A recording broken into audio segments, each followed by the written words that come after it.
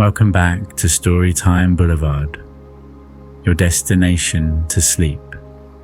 I'm Andrew, and I'm so glad you've joined us tonight.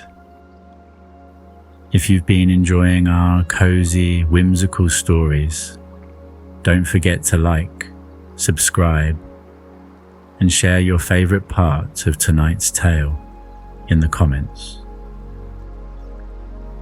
Your support helps us keep creating these peaceful bedtime journeys just for you. Now let's take a few moments to settle in for the night. Wherever you are, lying beneath soft covers, allow your body to gently relax. Let the thoughts of the day slowly float away like leaves on a quiet stream. Take a deep breath in, and as you exhale, feel yourself sinking just a little deeper into comfort. There's nothing you need to do now, except listen, relax, and let the story carry you gently towards sleep. Tonight's tale is called Whispering Woods, a nature-inspired sleep story. We'll follow a quiet soul named Elliot and his clever squirrel friend, Tibby, as they journey through a forest unlike any other. Now, let's begin.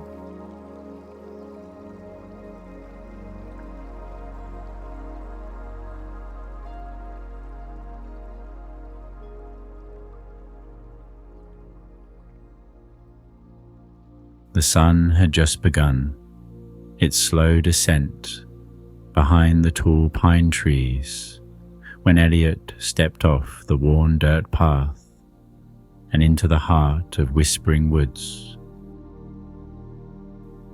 His boots crunching gently on a carpet of last autumn's leaves. He was a quiet sort of soul, soft-eyed, thoughtful, and drawn to places where the wind carried more than just the breeze. Perched on his shoulder with a nut in paw was Tibby, a sprightly squirrel with clever eyes and an ever-curious nose. "Are you sure this is the way?" Tibby asked, tilting his head as his tail swished like a feather duster in the air. "It feels like the trees are watching us."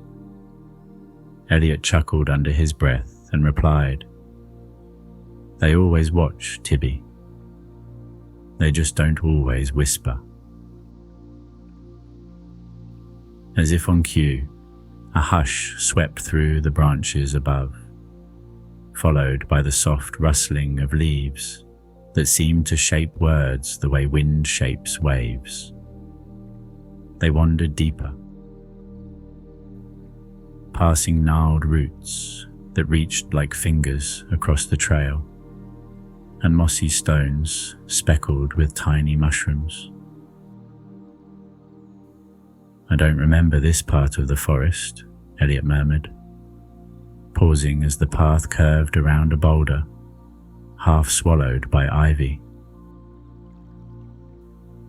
"Neither do I," said Tibby, hopping down to sniff a cluster of lavender-colored wildflowers. "Maybe it only shows up when it's needed." That idea hung in the air, gentle and full of wonder. Just then, they came to a small clearing where a single stone bench sat as if waiting. It was smooth, moss-kissed, and framed by the golden shafts of sunlight filtering through the trees.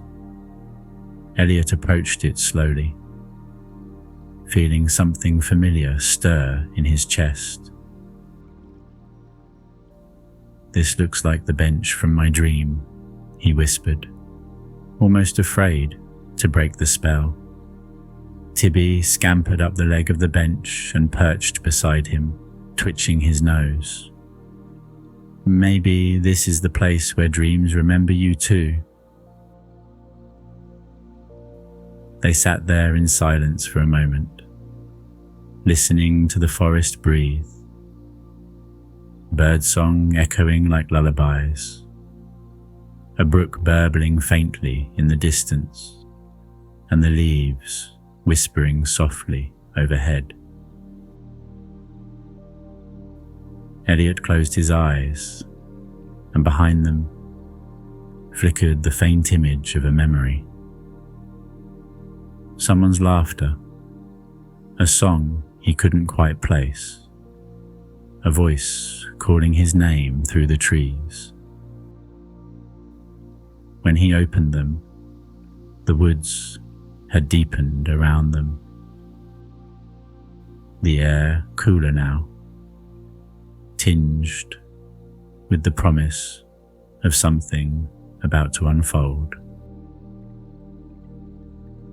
The next morning arrived, wrapped in silver mist, softening the forest's edges and painting everything in a watercolor hush.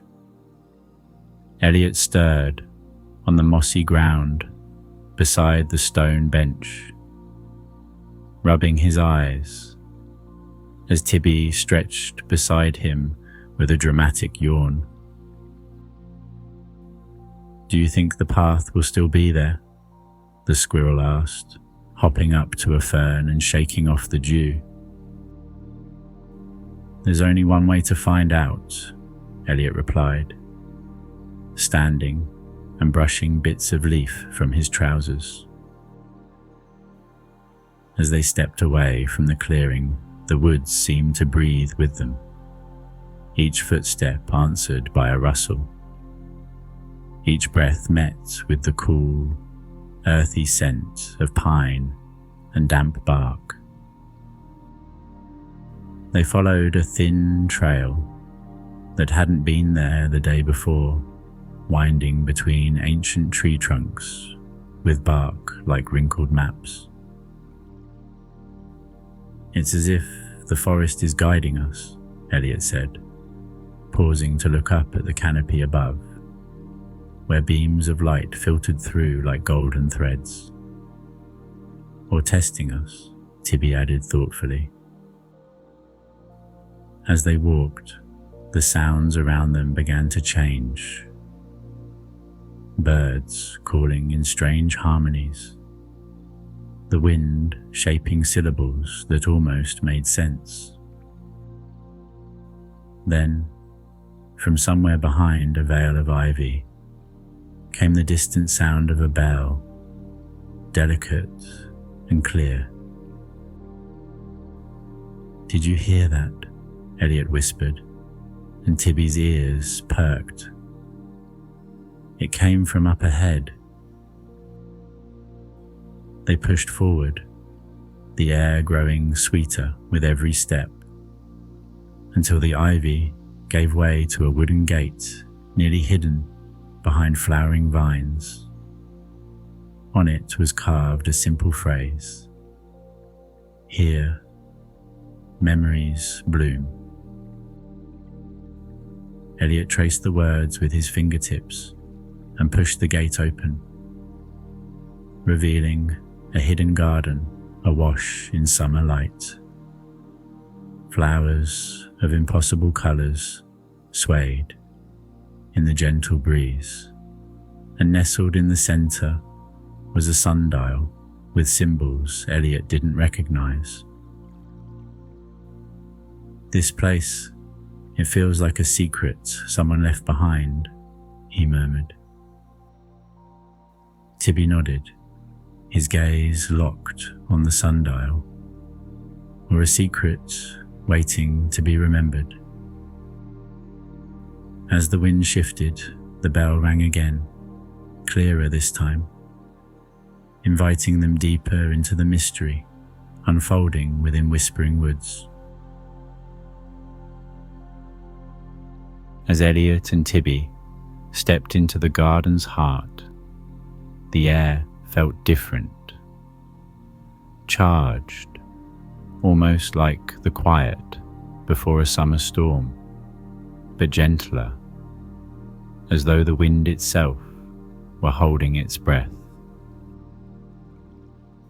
The sundial shimmered faintly in the dappled light, its surface etched with symbols that glowed soft gold beneath Elliot's touch. "These look like constellations," he murmured, crouching beside it. Tibby hopped onto the stone rim and tilted his head. "Or memories," he whispered.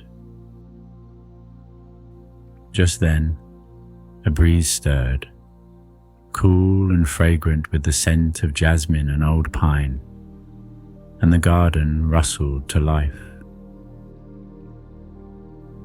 The wind curled around Elliot's ears, not cold, but whispering something he couldn't quite understand.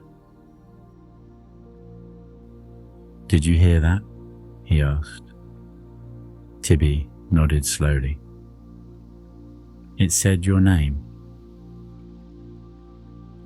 The sundial shifted, clicking softly into a new position, and a trail of petals lifted into the air like a ribbon, leading toward a willow tree in the far corner of the garden.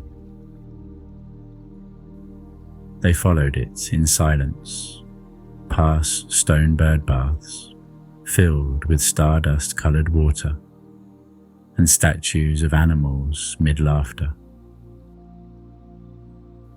As they reached the willow, its long branches lifted gently, as if inviting them beneath. A carved bench waited there, and as Elliot sat, the breeze grew stronger, carrying with it 1,000 scents, sounds, and suddenly, memories. Elliot's eyes softened as a vision unfurled in his mind.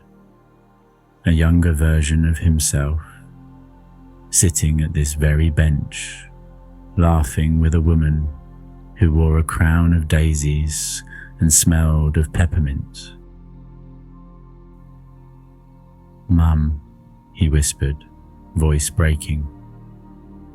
This was real." Tibby placed a paw on his knee.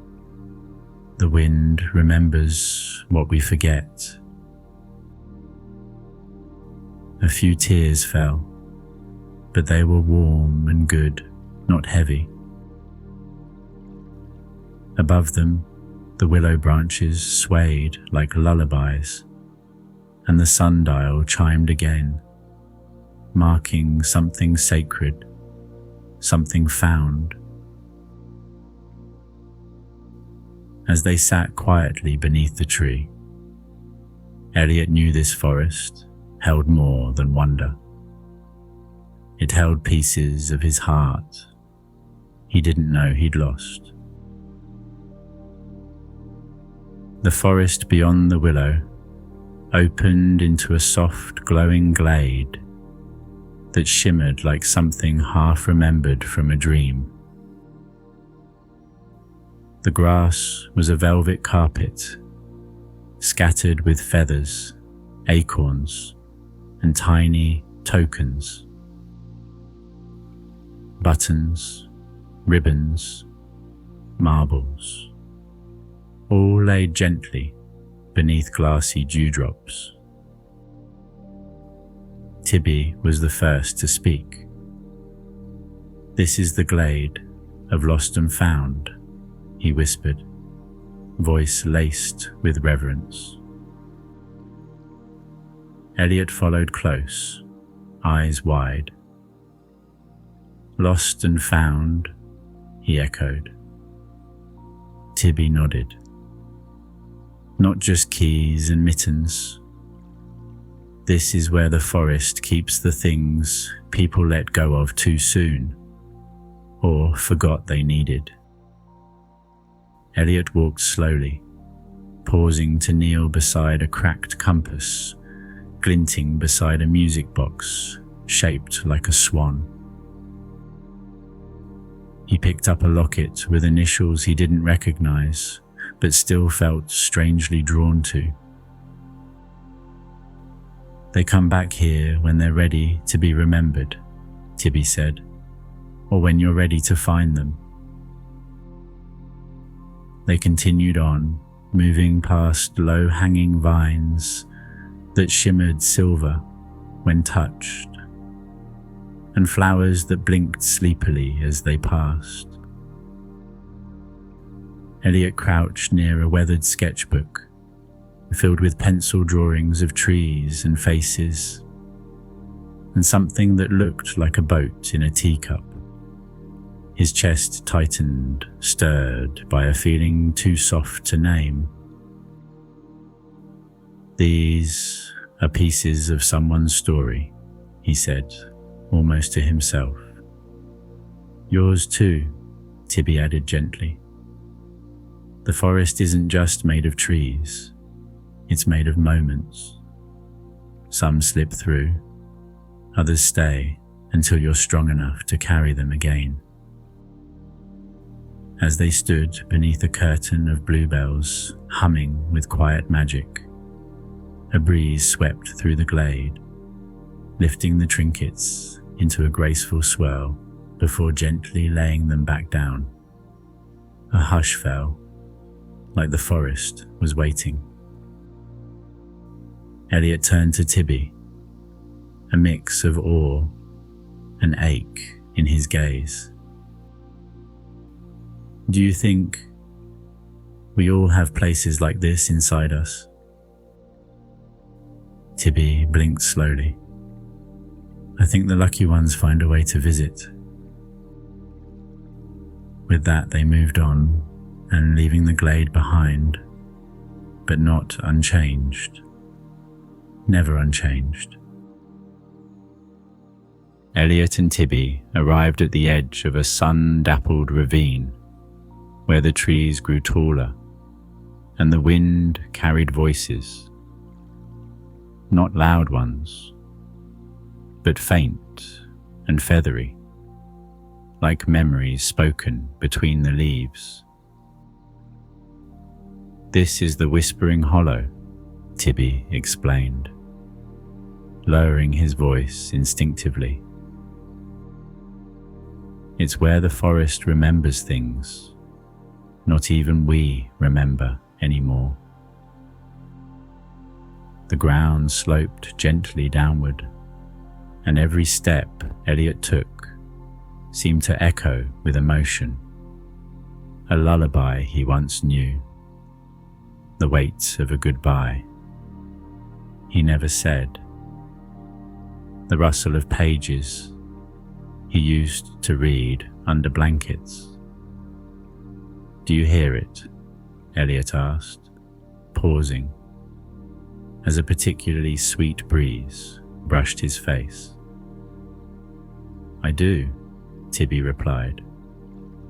Some say the trees here carry echoes from every dream that's ever touched the moss.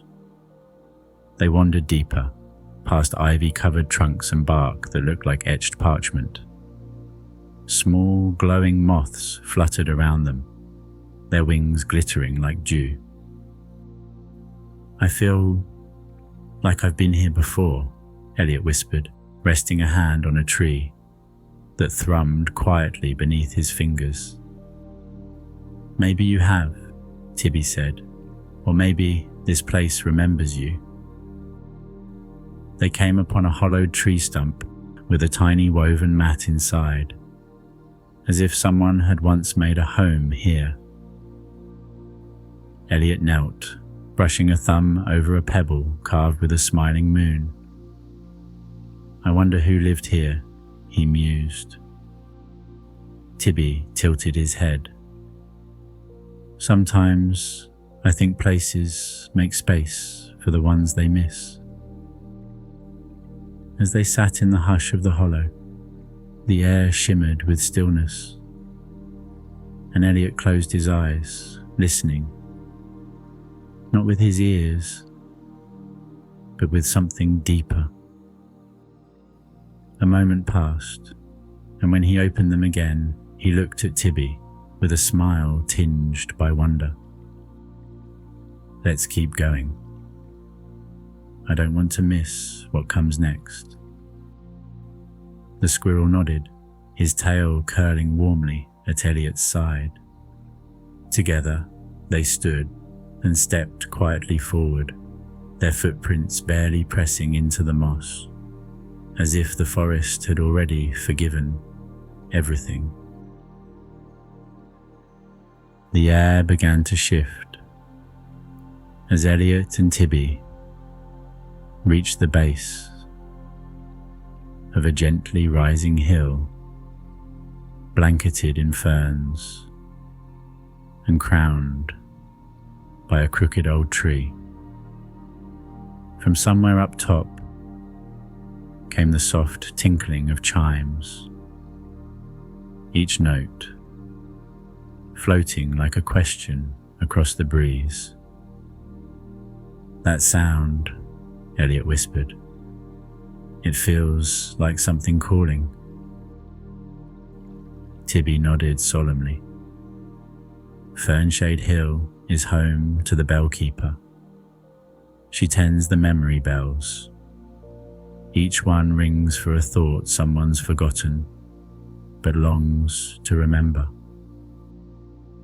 As they climbed, a path of weather-worn stones appeared beneath their feet, and at the summit stood a small round hut with ivy climbing its sides and dozens of silvery bells swaying from branches and poles. At its door stood a tall, graceful fox, wearing round spectacles and a soft cloak the colour of pine needles. Her fur was flecked with silver, and her amber eyes shimmered kindly. "Welcome," she said, with a voice like wind through reeds. "I'm Seraphine, keeper of the bells. The woods said you might visit." Elliot stepped forward, enchanted. "What do they do, exactly?" he asked, pointing to the gently chiming bells. Seraphine smiled.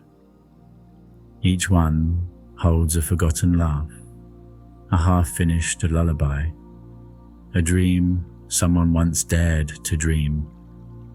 When the forest hears you coming, it stirs them for you." She invited them inside, where the walls were lined with shelves of tiny scrolls and a glowing map of the forest traced in golden thread. "You're both on a path few walk, but many need," she said as she handed Elliot a small bell tied with blue string. "This one's yours. It rang before you arrived." The bell felt warm in Elliot's hand. "What does it mean?" he asked. "That something important is waiting to return," she replied, cryptically. Tibby looked up at her with round eyes. "Does it have to be sad?" "No, dear," Seraphine said with a soft laugh. "Some memories return, just to remind us how far we've come." As they left Fernshade Hill, the bell jingled once in Elliot's hand, a quiet, shimmering sound that felt like a promise. The trees swayed gently, as if bowing in respect. and the path before them unfolded like a page, turning on its own.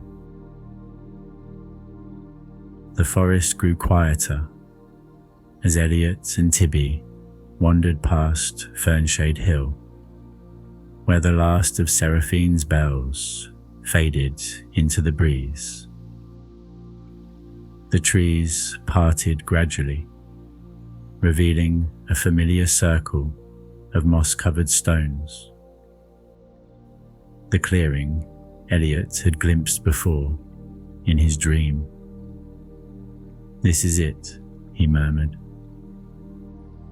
Tibby looked around cautiously.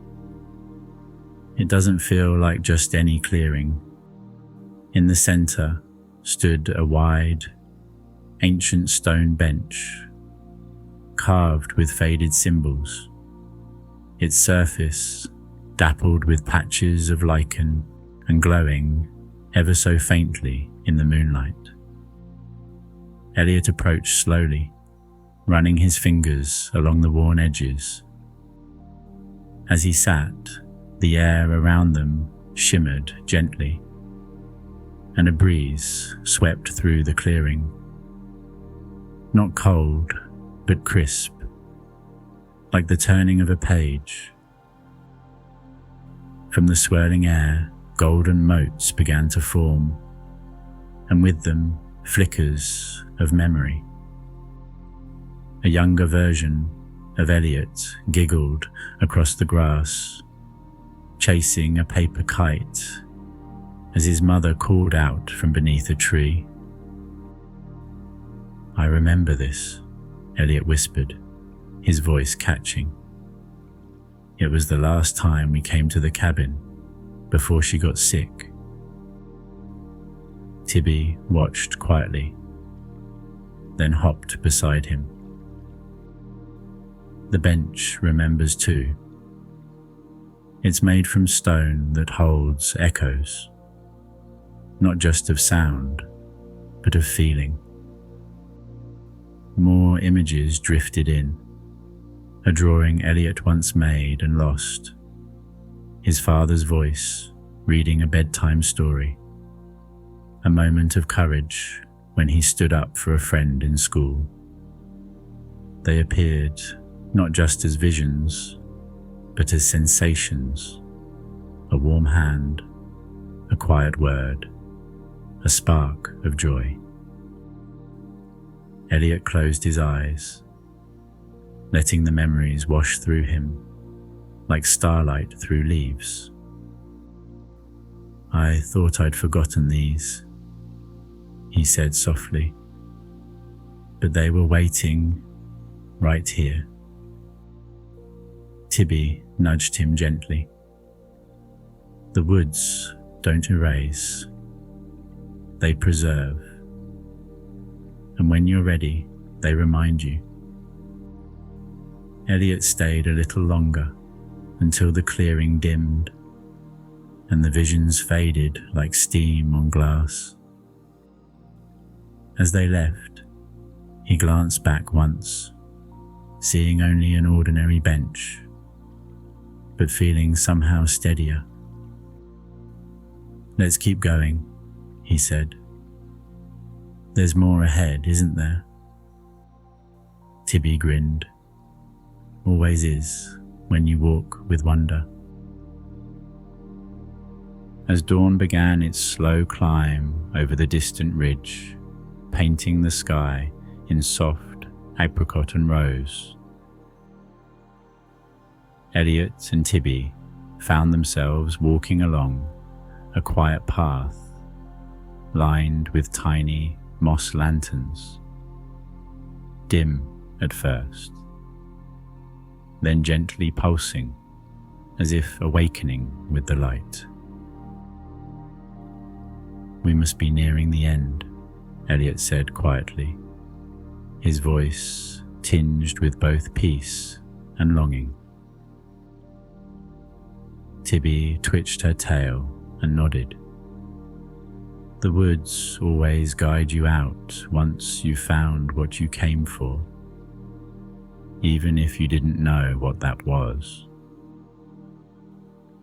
As they walked, the forest around them shimmered with a sleepy hush. Dew-kissed spiderwebs catching morning light, birds beginning their first sleepy chirps, and the scent of damp earth and pine needles curling up from the ground. They paused at a wooden bridge over a slow-moving stream where sunlight hit the water just right, casting glimmers across their faces. Elliot leaned on the railing and turned to Tibby. I think I remembered parts of myself I didn't know were missing. Tibby smiled, her tiny paws resting on the edge beside him. That's what whispering woods are for. As they crossed the bridge, they saw a familiar figure standing ahead near a cluster of tall wildflowers. It was Seraphine, the bellmaker. She gave them a nod, as if to say, "You've done well," then disappeared into the mist. The final stretch of path curved back toward the cabin, its roof just peeking through the trees. The stone bench and glowing memories remained behind them now, folded back into the forest's secret rhythm. We should come back someday, Elliot said. Not just to remember, but to listen. Tibby looked up at him. Whispering Woods always welcomes the ones who listen. As they reached the door of the cabin, Elliot glanced back one last time. Sunlight piercing through the canopy, morning fully arriving. And though the woods were quiet, a gentle breeze carried the faintest sound, the echo of leaves, like a soft thank you spoken just beneath the wind. The end. Thank you for joining us tonight in the heart of the Whispering Woods. As Elliot and Tibby journeyed through the forest's quiet magic, we hope you too felt the gentle hush of the trees, the warmth of remembered moments, and the beauty of simply slowing down. May your own dreams tonight be filled with calm paths, kind companions, and peaceful places that know just what your heart needs. Until we meet again on Storytime Boulevard, rest well, sleep deep, and let the whispers of the woods carry you gently into dreamland. Good night, gentle dreamers.